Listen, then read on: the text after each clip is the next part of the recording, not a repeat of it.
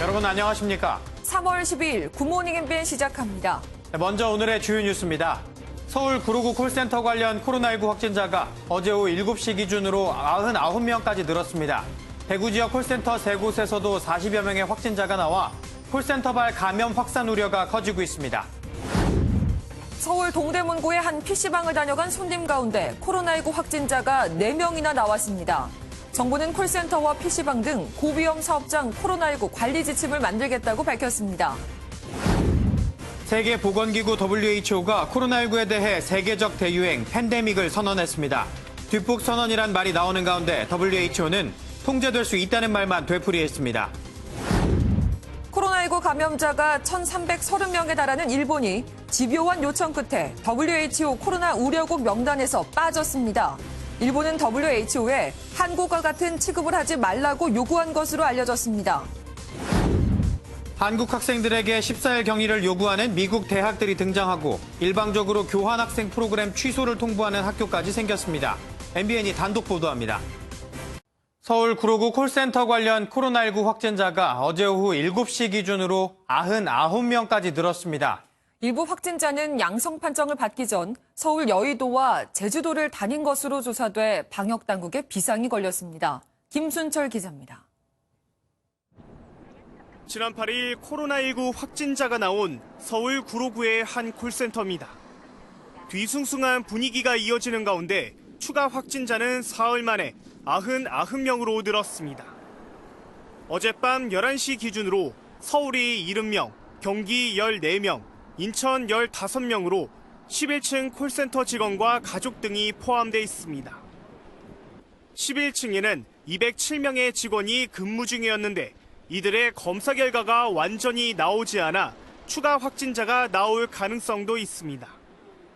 서울시는 7층에서 9층에 근무하는 550명의 다른 콜센터 직원에 대해서도 조사를 진행했는데 선별진료소에는 검사를 받으려는 이들의 발길이 이어졌습니다. 같은 공간이 있었고 또 이제 본인들이 두려워하잖아요. 확실하게 동선이 나오는 게 아니잖아요. 방역당국은 확진 판정을 받은 콜센터 직원들의 동선에도 주목하고 있습니다. 지난 10일 코로나19에 감염된 것으로 나타난 40대 직원은 확진 판정을 받기 전 여의도 증권가를 돌며 녹즙 배달 업무도 담당한 것으로 조사됐습니다. 또 지난 7일 제주도를 방문한 직원이 2명이나 있는 것으로 밝혀져 이들과 접촉한 사람들의 감염도 우려되는 상황입니다. MBN 뉴스 김순철입니다. 지하철을 통한 감염 공포가 커지고 있지만 자가용을 몰지 않는 이상 뚜렷한 해법은 없죠. 온종일 열차 방역이 이어지고 있지만 이게 얼마나 소용이 있을지는 물음표입니다. 손하늘 기자가 취재했습니다. 아침 시각 출근길 1호선입니다. 움직이려면 옆 사람과 부대낄 수밖에 없습니다. 서 있는 승객들은 최대한 간격을 유지하려 애쓰기라도 하지만 앉은 승객들은 꼼짝없이 몸을 맞댑니다. 꽃샘추위 탓에 평범한 외투를 입은 성인 3명이 자리에 앉자 어깨와 팔꿈치는 겹치고 자리를 구분한 선도 넘어가기 십상입니다. 이렇게 양옆 승객들이 두터운 외투를 입기라도 하면 이 앉을 자리가 제대로 확보가 잘 안 됩니다. 그래서 제가 이렇게 앉으려고 하면 이렇게 비집고 들어가야 앉을 수 있습니다. 앉을 때 뒤로 안 가고 앞으로 좀 붙여서 많이 앉는 편이고 안 앉는 경우도 많은 것 같아요. 그런 게 너무 싫어가지고. 우선 의자 너비가 작습니다. 직접 재보니 42cm. 한국인 남성의 팔꿈치 간격보다 7cm나 좁습니다. 반면 싱가포르는 1년 내내 더워서 외투도 안 입지만 지하철 의자 너비는 48.5cm입니다. 서울교통공사와 코레일이 열차 안팎에 대한 집중 방역에 나섰지만 이마저 밀착 전파를 막는 데는 무용지물로 지적됩니다. 손잡이를 만졌다든가 뭐 그랬을 경우에는 방역에 도움이 되지만 공간 자체가 된다고 볼 수는 없죠. 동시에 그 안에 있는 것은 어렵습니다. 불편하기만 했던 콩나물 지하철. 코로나19로 불안까지 더해졌습니다. MBN 뉴스 손하늘입니다. 서울 959뿐 아니라 대구에 있는 콜센터에서도 확진자가 늘고 있습니다. 지금까지 모두 40명이 넘는 확진자가 나왔는데요. 현재 대구의 콜센터는 60여 개, 콜센터발 집단 감염 우려가 커지고 있습니다. 김현 기자의 보도입니다. 서울에 이어 대구 지역 콜센터에서도 코로나19 확진자가 잇따르고 있습니다. 대구 남산동의 신한카드 콜센터에서 가장 많은 확진자가 나왔는데 신천지 교인 2명을 포함해 지금까지 20명이 확진 판정을 받았습니다. 신한카드에서 20명 정도 발생했다. 그거랑 아까 그 지금은 26일 날인가 폐쇄가 됐다 그러던데. 지난달 말 첫 확진자가 나온 대구 삼성전자 서비스 콜센터에서는 어제 1명이 추가로 감염됐습니다. 이곳에서 코로나19에 감염된 콜센터 직원은 모두 6명으로 늘었습니다. DB손해보험 콜센터에서도 12명이 확진 판정을 받아 지금까지 대구 지역 콜센터 8곳에서 총 43명이 양성 반응을 보였습니다. 대구 시내 콜센터는 60여 곳으로 직원만 7,700여 명에 달해 감염자 수는 더 늘어날 것으로 보입니다. 전국 17개 광역자치단체와 보건당국은 전국의 콜센터 740곳에 대한 전수조사에 착수했습니다. MBN 뉴스 김현입니다. 네, 권영진 대구시장이 자신과 신천지 연루 의혹을 보도한 기사에 대해 격한 심정을 드러냈습니다. SNS에 사악한 음모론이다. 마음껏 덤벼라 라고 썼는데 기자들 앞에서 이걸 그대로 읽었습니다. 최영규 기자입니다. 권영진 대구시장이 어제 새벽 자신의 SNS에 올린 글입니다. 권 시장은 자신이 신천지와 언론, 나쁜 정치와 싸우는 중이라며 사면이 초과라고 썼습니다. 그러면서 신천지와 연결시키는 사악한 음모가 작동 중이라며 마음껏 덤벼라는 표현까지 쓰며 답답한 심정을 토로했습니다. 권 시장은 SNS에 올린 글을 브리핑장에서 그대로 읽기도 했습니다. 코로나19 책임 이꼴 신천지 이꼴 대구 이꼴 권영진 대구시장이라는 프레임을 짜기 위한 사악한 음모가 작동되고 있는 것은 아닌지. 앞서 권 시장과 신천지 위장 봉사단체로 보이는 단체가 지속해서 접촉한 정황이 포착됐다는 기사가 나왔고 다른 시도지사에 비해 신천지의 미온적인 게 아니냐는 지적이 나왔는데 이를 부인하려고 작심 발언을 한 것으로 보입니다. 권 시장은 앞으로 신천지 연루 의혹에 대해선 해명하지 않겠다고도 선을 그었습니다. 심지어는 신천지 교인이라고 얘기합니다. 제가 예수교 장로의 안수 집사입니다. 제가 그래서 하도 답답해서 앞으로는 이제 일체 해명 안 할 겁니다. 대구시는 방역 대응에 어려움을 가중시키는 가짜뉴스에 법적 대응을 하겠다고 밝혔습니다. MBN 뉴스 최영규입니다. 검찰이 신천지가 정부에 제출하지 않은 집회 장소 154곳을 추가로 파악했습니다. 신천지가 중앙재난안전대책본부에 1,900여 곳의 주소 목록을 제출했지만 포함되지 않은 집회 장소가 더 있다는 게 검찰의 판단입니다. 검찰은 신천지가 자료를 제출하는 과정에서 일부 시설을 고의로 숨겼는지를 살피고 있습니다. 정부 세종청산의 일부 부처에서 잇따라 코로나19 확진자가 나오면서 지역사회의 불안감이 커지고 있습니다. 부부 공무원을 포함한 해양수산부 직원 4명과 교육부 공무원 1명이 확진 판정을 받으면서 세종청산의 감염자는 8명으로 늘었습니다. 추가 확산에 대한 우려가 커지는 가운데 세종시는 정부 청사안에 별도로 선별진료소를 설치할 것을 보건복지부에 건의했습니다. 개학을 앞두고 코로나19 대학생 확진자가 나오면서 대학가에 비상이 걸렸습니다.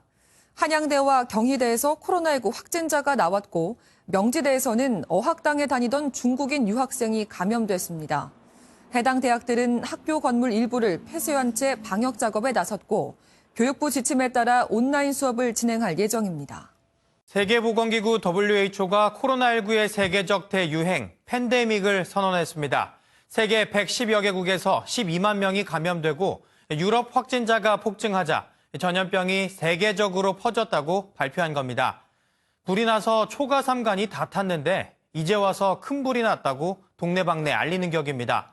보도에 장명훈 기자입니다. WHO가 코로나19에 대해 세계적 대유행, 팬데믹을 공식 선언했습니다. And by the alarming levels of inaction, we have therefore made the assessment that COVID-19 can be characterized as a pandemic. 지난해 말 중국 우한에서 정체불명 폐렴 환자가 발생한 지 70여일 만입니다. 세계 114개국에서 12만 명에 가까운 확진자가 나오고 4천여 명이 목숨을 잃고 나서야 뒤늦게 세계적 대유행병을 선언한 겁니다. WHO의 늑장 대응이 도마에 오른 건 이번만이 아닙니다. 지난 1월 국제적 비상사태를 선포했을 당시에도 중국 눈치를 보며 일부러 발표 시기를 늦춘 게 아니냐는 논란이 불거졌습니다. 실질적인 대응 없이 낙관적인 전망만 내놓으면서 전 세계 유행을 자초했다는 지적도 나왔습니다. 뒤늦은 팬데믹 선언 속에 유럽 상황은 더 심각해졌습니다. 이탈리아 확진자는 하루 사이 2,300여 명이 늘어 12,000명을 넘어섰고 800명이 넘는 사람이 숨졌습니다. 스페인도 사흘 만에 확진자가 3배 가까이 폭증했고 프랑스와 독일의 확진자도 2,000명에 육박하고 있습니다. Dass dann ein hoher Prozentsatz, Experten sagen 60 bis 70% der Bevölkerung infiziert werden, solange dieser Zustand so bleibt. 전 세계적으로 코로나19 사태가 걷잡을 수 없는 상태로 나빠져 팬데믹 선언까지 나왔지만 WHO는 여전히 통제될 수 있다는 말을 되풀이하고 있습니다. MBN 뉴스 장명훈입니다. 세계보건기구가 코로나19를 세계적 대유행으로 선언하면서 미국 뉴욕 증시가 급반등 하루 만에 또다시 폭락했습니다. 다우지수는 어제보다 1,464포인트 하락한 23,553포인트의 거래를 마쳤고 S&P 500 지수는 140포인트, 나스닥 지수도 392포인트 내린 채 장을 마감했습니다. 앞서 보신 것처럼 유럽에서 코로나19 확진자가 폭증하고 있는데요. 부산에선 이탈리아에 다녀온 20대 남성이 확진 판정을 받았습니다. 국내 확산은 물론 이제는 해외 유입도 또다시 걱정해야 하는 상황이 됐습니다. 박상호 기자입니다. 부산 지역 91번째 코로나19 확진자는 최근 이탈리아에 다녀온 20대 남성입니다. 지난 4일 입국한 뒤 8일부터 증상이 나타났고 다음 날 확진 판정을 받았습니다. 우리나라에서는 확진자와 접촉한 동선이 없는 것으로 파악되어 이탈리아에서 감염된 것으로 추정됩니다. 지난 8일 경기 수원에서도 3주간 이탈리아 등 유럽 여행을 다녀온 20대 남성이 양성 판정을 받았고 하루 뒤 이 남성의 동생이 추가로 감염됐습니다. 지난달에는 이탈리아 밀라노 패션 행사에 다녀온 2명이 확진 판정을 받기도 했습니다. 이탈리아의 누적 확진자 수는 10,000명을 넘어선 상황. 정부는 어제 자정부터 이탈리아와 이란을 검역관리 지역으로 추가 지정하고 특별 검역 절차를 시행하고 있습니다. 방역을 아무리 잘 갖추고 있다 하더라도 해외에서 유입되는 부분들이 또 중요해질 수 있는 그런 시점이 점점 올 것이라고 판단합니다. 그동안 우리 정부는 중국과 홍콩, 마카오, 일본에서 입국하는 경우에만 특별 검역 절차를 시행해 왔습니다. MBN 뉴스 박상호입니다. 일본 정부가 도쿄올림픽 정상 개최를 위해서 코로나19 상황을 숨긴다는 얘기가 계속 나오고 있는데요. 일본이 세계보건기구 WHO에 자국을 한국과 같은 코로나19 발생 우려국으로 언급하지 말라고 압박했다는 일본 언론 보도가 나왔습니다. 실제로 일본은 WHO 코로나 우려국 명단에서 빠졌습니다. 신재우 기자입니다. 지난 2일 거브러여수스 WHO 사무총장은 코로나19 우려국으로 네 나라를 언급했습니다. The epidemics in the Republic of Korea, Italy, Iran and Japan are our greatest concern. 그런데 일본이 WHO의 자국을 코로나19 발생 우려국으로 언급하지 말도록 압박을 가했다고 니혼 게이자이 신문이 보도했습니다. 실제로 다음 날 거브러여수스 사무총장은 감염 사례 중 80%는 한국, 이탈리아, 그리고 이란 세 나라에서 나오고 있다며 일본만 쏙 빼고 언급했습니다. 이미 일본은 크루즈선 사태 초반 WHO에 크루즈선에서 발생한 확진자 수는 일본 카테고리에 넣지 말라고 요구해 반영시킨 바 있습니다. 일본이 이처럼 WHO를 압박하면서까지 코로나19 우려국에서 벗어나고자 안간힘을 쓰는 건 7월로 예정된 도쿄올림픽 때문입니다. 코로나19로 도쿄올림픽이 연기되거나 취소되는 최악의 상황을 피해야 하는 데다 올림픽이 열리더라도 일본의 출입국이 제한되면 제대로 된 대회 운영을 장담할 수 없습니다. 하지만 일본 내 확진자 수가 600명에 육박한 데다 내부 검사도 제대로 되지 않아 실제 감염자는 더 많을 것으로 예상되는 만큼 아베 총리의 바람대로 도쿄올림픽이 정상 개최될진 미지수입니다. MBN 뉴스 신재우입니다. 트럼프 미국 대통령이 우리 시각으로 오늘 오전 10시 코로나19 관련 대국민 연설을 합니다. 코로나19로 타격을 입은 가계와 기업에 대한 지원책을 발표할 것으로 보이는데 유럽과 중국, 한국 등의 코로나19 상황과 맞물려 여행 제한 같은 조치가 포함될 가능성도 있습니다. 어젯밤 8시 20분쯤 서울 강동구의 한 아파트 단지에서 불이 나 약 30분 만에 꺼졌습니다. 이 불로 700여 가구에 대한 전기 공급이 끊겨 주민들이 5시간 넘게 큰 불편을 겪었습니다. 소방당국은 지상 변압기에서 지하로 연결된 전력 케이블에서 불꽃이 튄 것으로 보고 정확한 화재 원인을 조사하고 있습니다. 비례연합정당 창당 쪽으로 뜻이 기운 더불어민주당이 비례연합정당 창당이 이루어져도 민주당 후보는 뒷순위로 보내겠다며 군소정당 참여를 촉구했습니다. 미래통합당 위성정당인 미래한국당은 박근혜 전 대통령의 메신저로 통하는 유영하 변호사에 대해 공천 가능성을 시사했습니다. 우종환 기자입니다. 이해찬 더불어민주당 대표가 비례연합 정당을 만들더라도 민주당 후보는 뒷순위로 배치하겠다고 공언했습니다. 비례연합이 없을 경우 예상 획득 의석수로 추산된 7석만 뒷순위 당선권에 넣고 정의당 등 군소정당 후보를 앞순위로 배치해 소수정당 소속의 비례대표를 보장하겠다는 겁니다. 하나도 더 얻을 생각이 없습니다. 우리 목적은 선거법의 취지를 살리고 반칙과 탈법을 저지르는 미통당을 응징하는 데 있습니다.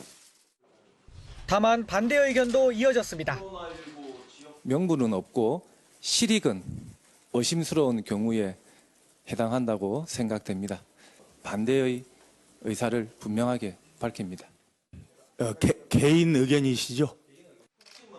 민주당이 오늘부터 이틀간 전당원 투표로 비례연합 창당 여부를 결정하기로 한 가운데 정의당은 미래통합당과 미래한국당에 면죄부를 주는 거라며 다시 한번 참여 의사가 없다고 강조했습니다.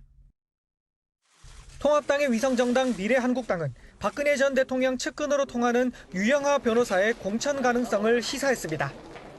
앞서 개파색과 국론 분열 등 공천 배제 기준에 해당한다는 지적이 있었지만 공평한 면접 기회를 준다는 방침입니다. 최소한 서류 심사할 기회와 면접 심사할 기회를 들여가지고 그다음에 공천관리위원회 의견을 좀 더 수렴하는 것이 좋다고 그렇게 판단을 내렸습니다. 오늘부터 시작되는 한국당 비례대표 면접에는 가로세로 연구소 김세희 전 MBC 기자와 신의 한수 우동균 기자 등 보수 유튜버들도 대거 몰려 관심을 모으고 있습니다. MBN 뉴스 우종환입니다. 다음은 굿모닝 월드입니다. 미국 뉴욕의 전경을 한눈에 볼 수 있는 곳이 있다는데요. 유리 아래에 펼쳐진 뉴욕의 모습을 화면으로 만나보시죠. 미국 뉴욕의 한 고층 빌딩에 설치된 전망대, 뉴욕 엣지입니다. 최근 문을 연 이 전망대는 100개 층에 높이 335m의 미국에서 가장 높은 건물 위에 만들어졌는데요. 유리바닥을 통해 뉴욕 도시를 발 아래에 두고 내려다볼 수도 있고요. 맨해튼의 고층 건물들과 허드슨 강을 파노라마처럼 감상할 수 있다고 합니다. 이렇게 높은 곳에서 도심을 바라볼 수 있다니 하늘 높이 공중에 떠 있는 기분이 어떤 건지 느낄 수 있겠네요. 한때 물이 가득했다는 미국 뉴욕의 한 호수가 물이 마르면서 이젠 진흙밭으로 변해버렸는데요. 여기에 웬 기다란 사다리가 놓여 있습니다. 무슨 일인 걸까요?